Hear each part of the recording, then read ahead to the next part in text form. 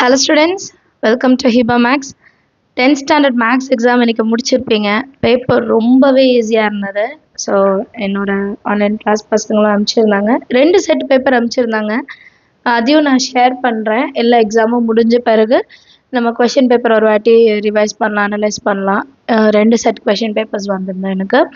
எல்லாமே ஈஸியாக தான் இருந்தது. கம்பல்சரி கூட கொஞ்சம் யோசிச்சுருந்தீங்கன்னா நம்ம அதாவது 2 மார்க் கம்பல்சரி கூட கொஞ்சம் நம்ம ட்ரை பண்ணியிருந்தோன்னா அட்டென்ட் பண்ணிக்கலாம். அந்த மாதிரி ஈஸியாக தான் கொடுத்துருந்தாங்க, கஷ்டமாகவே இல்லை.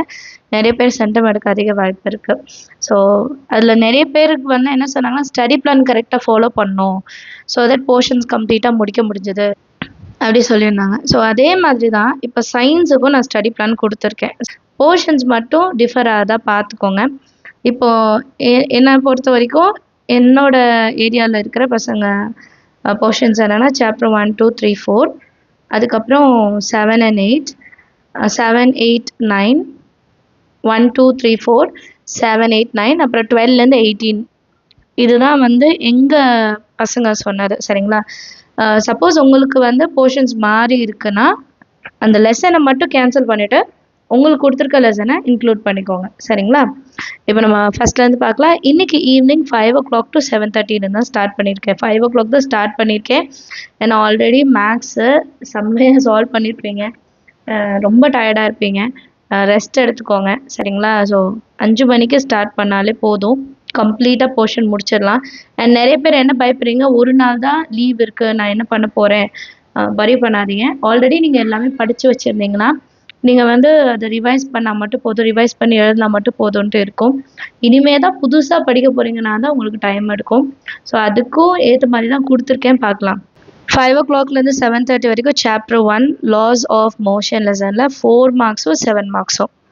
இது ஆல்ரெடி நம்ம ஜூன் மந்த்லேருந்தே படிச்சிருப்போம். ஸோ வந்து நம்மளால் 2 மணி நேரத்துக்குள்ளே முடிக்க முடிஞ்சிடணும். 4 மார்க்கும் 7 மார்க்கும் முடிச்சிட்டிங்கன்னா 2 மார்க் வாங்க. ஃபஸ்ட்டே 2 மார்க்கில் டைம் வேஸ்ட் பண்ணாதீங்க. 4 மார்க்கும் 7 மார்க்கும் ஃபஸ்ட்டு அட்டென்ட் பண்ணுங்கள், முடிச்சிடுங்க. அதுக்கப்புறம் 2 மார்க் வாங்க. 7:30 to 8 பிரேக் எடுத்துக்கலாம். 8:30 8:30 தான் கொடுத்துருக்கேன். ஆக்சுவலாக அங்கே 8 o'clock வரணும். அடுத்த 8 o'clockலேருந்து 10 PM வரைக்கும் சாப்டர் 2 ஆப்டிக்ஸ் லெசனில் நமக்கு நியூமரிக்கல்ஸ் வரும். அதனால் கண்டிப்பாக 2 hours தேவைப்படும். நியூமரிக்கல்ஸ் கண்டிப்பாக பாருங்கள். ஏன்னா கம்பல்சரி 2 மார்க் 4 மார்க் 7 மார்க் வந்து அதுலேருந்து தான் வரும், நியூமரிக்கல்ஸ் தான் வரும். ஸோ கண்டிப்பாக அதை பாருங்கள். அடுத்து 10 to 10:30 பிரேக் எடுத்துருங்க. 10:30 to 11 எப்பவும் போல் 1 words வந்து முடிஞ்சால் எல்லா லெசனும் பார்க்க 5:30 to 7 AM. நெக்ஸ்ட் டே 23/9/2025 காலையில் 5:30 மணிக்கு ஸ்டார்ட் பண்ணணும். ஏன்னா நமக்கு டைம் கிடையாது. அலாரம் வச்சு காலையில் 5:30 ஸ்டார்ட் பண்ணுங்கள். ஆனால் 11 மணிக்கு படுத்துடணும். அப்போ தான் உங்களுக்கு ஒரு 6 hours ஆகுது டைம் கிடைக்கும் தூங்குறதுக்கு.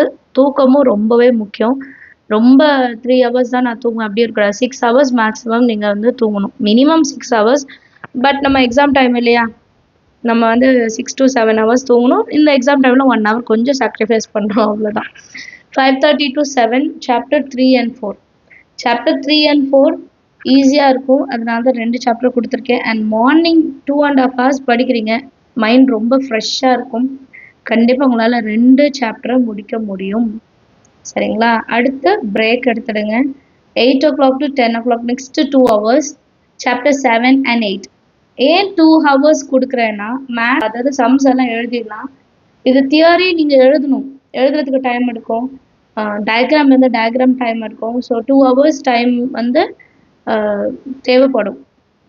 அதனால் 2 லெசன் 7 and 8 இம்பார்ட்டன்ட் கொஸ்டின்ஸ்லாம் நெக்ஸ்ட் வீடியோஸில் வரும். ஸோ மறக்காமல் சேனலை சப்ஸ்கிரைப் பண்ணிட்டு கூட பெல் ஐக்கான் செலக்ட் பண்ணுங்கள். அதில் ஆல் நோட்டிஃபிகேஷன் செலக்ட் பண்ணுங்கள், அப்போ தான் எல்லாமே வரும். அண்ட் வாட்ஸ்அப் சேனலோட லிங்க் டிஸ்கிரிப்ஷனில் கொடுத்துருக்கேன், அதுலேயும் ஜாயின் பண்ணுங்கள். ஸோ தட் நீங்கள் நோட்டிஃபிகேஷனில் மிஸ் பண்ண வீடியோஸ் எல்லாம் அதில் உங்களுக்கு வந்து கிடைக்கும். சரிங்களா?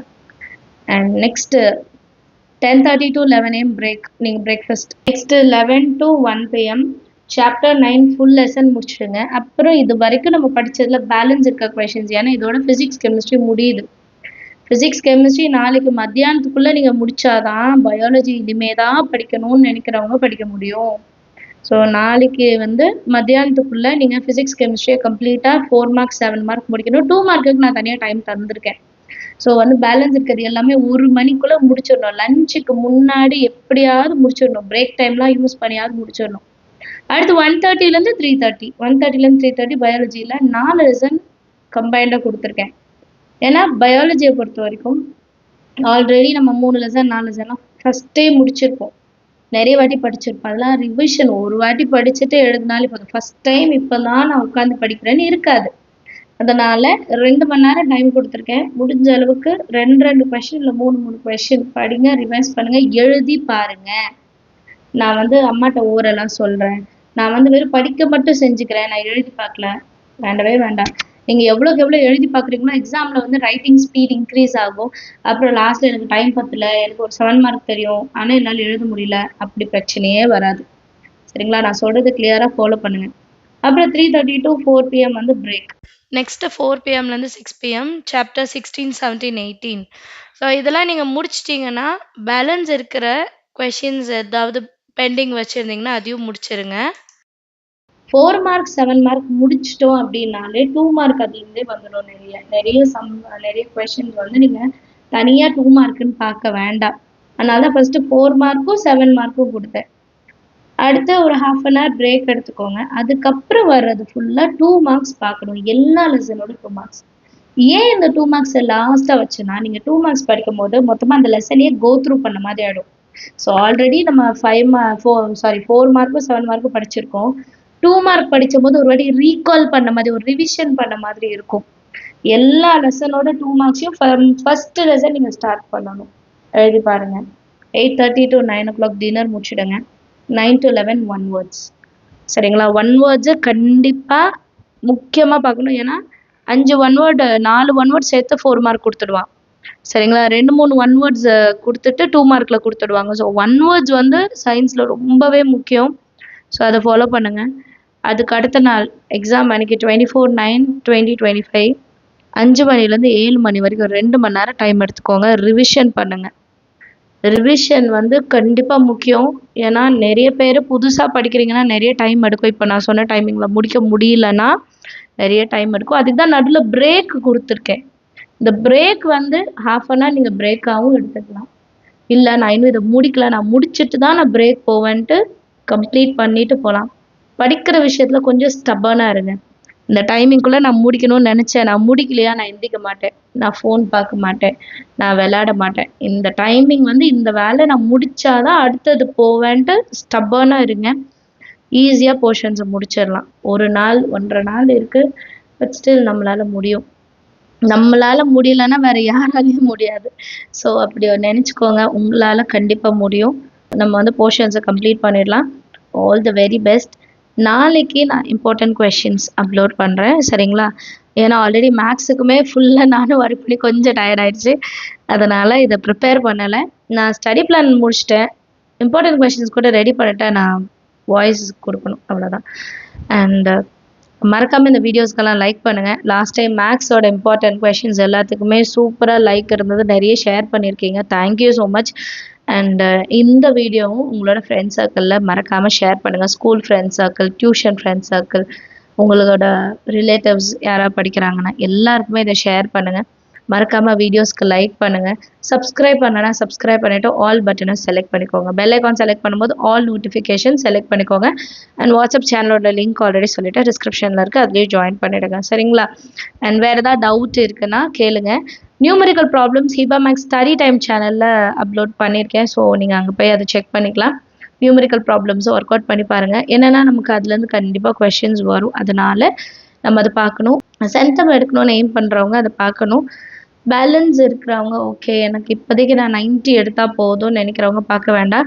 ஆனால் குட்டி குட்டியாக இருக்கிற நியூமெரிக்கல்ஸ் கண்டிப்பாக பார்த்துடுங்க. கெமிஸ்ட்ரியில் வர ஈக்குவேஷன்ஸ் பார்த்துடுங்க.